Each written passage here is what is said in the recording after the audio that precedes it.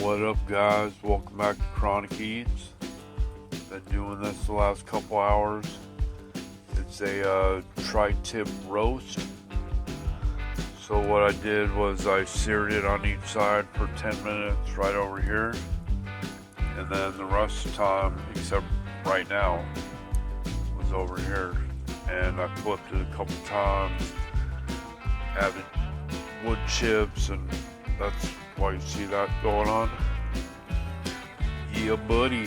About to take it off and dig in. Watch.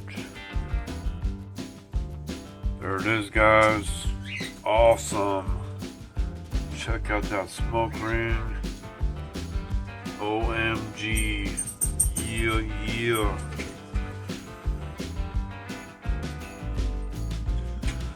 What you guys think? Leave a comment. There it is, guys. Got some beans, baked beans, green beans, tri-tip roast. Yeah, got some A1 over here. Delicious, easy meal, except the two hour part on the grill, which isn't too bad. You just gotta wait through it. Yeah. You guys can do this yourself. All good. Alright. Thanks for checking out what I'm doing today. Please smash that like and subscribe button. Please share with the world.